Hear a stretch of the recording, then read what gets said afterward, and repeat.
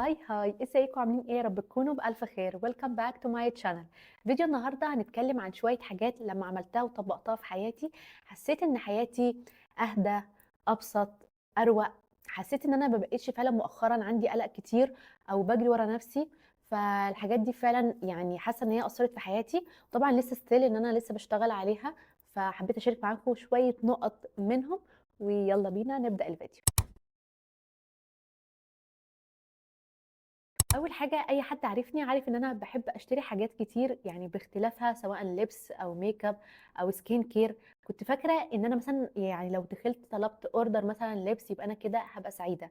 كنت فاكره مثلا لو دخلت على شي ان وطلبت اوردر يبقى انا كده برضو هبقى سعيده. طبعا للاسف ده في منتهى العبث والغلط. طبعا للاسف السبب في ده هو السوشيال ميديا، لان هو دايما بيعرض لنا مثلا عروض على حاجه اللي هو تشتريها مثلا وتاخد الحاجه التانيه بنص الثمن. تاخد حاجه مثلا وتاخد حاجه عليها فري. يا اما طول النهار بنتفرج على ناس طول الوقت مثلا بيشتروا لبس، بيشتروا ميك اب او حاجات من دي. فهتحس ان انت لازم تبقى زيهم، او انت عايز تبقى زيهم، او هم الناس دي عاديه وانا اللي مش عاديه، فمحتاجه ان انا ابقى عاديه زيهم واشتري زيهم. بس طبعا ده غلط، لان بالاخير اكتشفت ان انا ضيعت فلوسي على حرفيا حاجات ملهاش اي لازمه، ولا ادتني حتى جزء من السعاده. او ممكن ادتني جزء من السعاده، سعاده عابره مجرد بس وصول الحاجات دي. لكن مثلا حاجات انا فعلا ممكن تخليني سعيده، او مثلا تكون لي ذكريات، او مثلا عايزه اسافر سفريه معينه، او ممكن محتاجه حاجه والحاجه دي فعلا مهمه ومثلا غاليه، فساعتها هكتشف ان انا مش معايا فلوس عشان ضيعت فلوسي على الحاجات اللي ملهاش لازمه دي. يعني مثلا مش لازم يكون عندي 10 بنطلونات جينز، كفايه واحد او اتنين او تلاته كمان ابدل ما بينهم.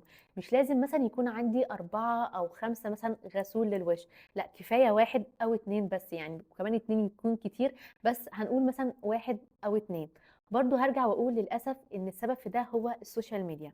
فالحل حاجه من اتنين، اول حاجه يا اما لو احنا مش عايزين نشوف الناس دي خالص، ولا نشوف مثلا الناس طول النهار بتعرض في لبسها، بتعرض مثلا في شكلها، بتعرض في حاجه اشتروها او ايا كان، ونعمل لهم مثلا انفريند، او مثلا نعمل لهم انفولو، او نعمل لهم بلوك، او ايا كان يعني. تاني حاجه نقتنع ان ده مصدر رزقهم، وان ده شغلهم، ان هم مثلا يجي لهم الحاجه دي مثلا هديه، او مثلا يجي لهم الحاجه دي بمقابل مادي، وهم مثلا يعلنوها عندهم، فبالتالي الشركات دي المبيعات بتاعتها بتزيد، وهو ده يعني الشغل، او هو ده مصدر رزقهم. وبجد لازم نحط في دماغنا ان الشارع عمال على بطال ما فيهوش اي مصدر للسعاده.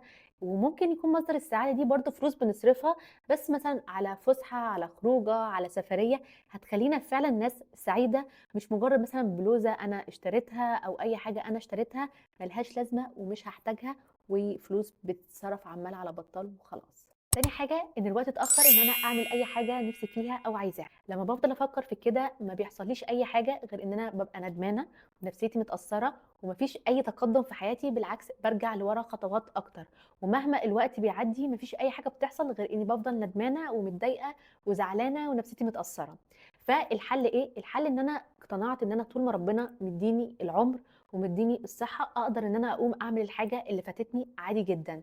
يعني مثلا لو الحاجة اللي فاتتني دي كان ممكن اعملها السنتين اللي فاتوا، استيل كده كده السنتين هيجوا تاني وهيعدوا تاني، بس هيجوا بقى وانا مثلا بقول الحمد لله ان انا حققت الحاجه اللي نفسي فيها، يا اما هيجوا وانا ستيل لسه ندمانه ومتضايقه ان انا معرفتش احققها. فانت طول ما ربنا مديك الصحه والعمر باذن الله، فانت ان شاء الله مفيش اي حاجه اتاخرت عليها، بس نقوم نبدا من دلوقتي ونسعى من دلوقتي. تالت حاجه، وهي حاجه ممكن تبان تافهه لناس كتير قوي، وهي ان انا بطلت اتفرج على التيك توك والريلز بتاعت الانستجرام واليوتيوب شورت، لان بجد دي اكتر حاجه بتضيع وقتي. كمان يعني انا بتاثر قوي بالحاجه اللي بشوفها، ومثلا لما بخش على التيك توك من كل 30 فيديو مثلا ممكن الاقي فيديو واحد مثلا يشدني او استفاد منه او كده. فحسيت ان مش ده المكان اللي انا هستفاد منه بحاجه، يعني يا اما حاجه بتوجع قلبي، يا اما حاجه بتضايقني، يا اما ناس بترقص، يعني هو حرفيا مفيش اي حاجه ممكن تفيدني في المكان ده، فبالتالي مش ده المكان اللي اضيع فيه وقتي بجد. ده غير فعلا ان انا ما بقاش عندي الشغف مثلا ان انا اقرا صفحتين على بعض، او مثلا اتفرج على فيديو طويل مثلا هيفيدني فعلا. لو ما شدنيش من اول ثانيه او اتنين او 5 ثواني حتى مش هكمله. خلاني مثلا ان انا لو في بوست طويل انا هستفاد منه بحاجه او هعرف معلومه معينه، ما بقاش برضو عندي الخلق ان انا مثلا اقرا فيديو طويل. وقيسك بقى على كده كل حاجه، يعني خلانا فعلا لو الحاجه هتاخد مننا اكتر من 30 ثانيه ما عندناش الخلق ده.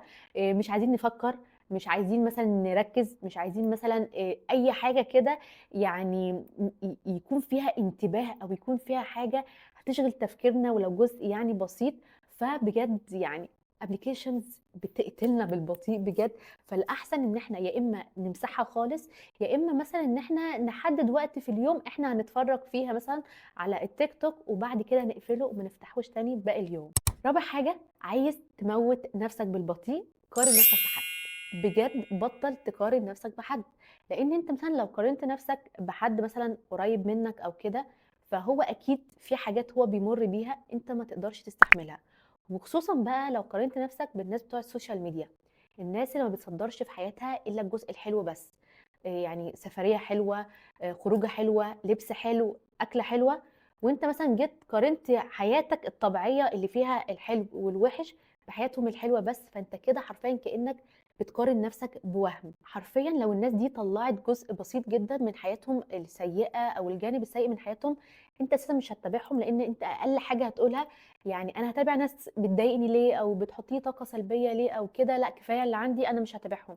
عشان كده هم بيصدّروا لك الجزء الحلو بس، فبطّل، بطّل، بطّل تقارن نَفْسك بغيرك، لإن ده مش هيتعب أي حد في الدنيا إلا أنت بس. وحقيقي بجد الحل السحري اللي أنا دايمًا باستخدمه إن أنا لازم كل يوم أكتب 3 حاجات أنا ممتنة لوجودها في حياتي، الحاجات دي بتخلّيني إن أنا حتى لو نسيت النِّعَم اللي عندي، أخلّيني إن أنا أجبر نفسي كل يوم إن أنا أفكّر في 3 نِّعَم عندي ولازم أكتبهم. وبجد مثلًا لو جيت فكّرت إن أنت بتقارن نفسك مثلًا بمين، بحد مثلًا عنده فلوس كتير، الحد ده مثلًا ممكن يكون أهله أساسًا متوفيين وأنت أهلك عايشين، ممكن مثلًا بتقارن حد مثلًا ناجح أوي في شغله، ممكن يكون هو نِفْسه مثلًا في أسرة وأولاد زيّك، لإن ربنا ليه الحكمة في توزيع الرزق بتاعه على العباد، وأكيد، أكيد ده الخير ليك. خامس حاجة ودي حاجة أنا عانيت منها فترة طويلة، إن أنا مثلًا لمّا باجي أكتب الTo do list بتاعتي، باكتب الحاجات مثلًا حاجات تافهة وحاجات ما لهاش لازمة، وحاجات هتخلّيني أماطل في الوقت وخلاص، وعندي الحاجات بقى المهمة الواحدة والّا الاتنين أقوم جاية حاطاهم في الآخر. ده طبعًا خلّاني إن أنا حتى لو خلصت معظم الTo do list ما عدا آخر 2 دول، بيبقى آخر اليوم ما عنديش رضا، لإن أنا ما خلّصتش الحاجات المهمة.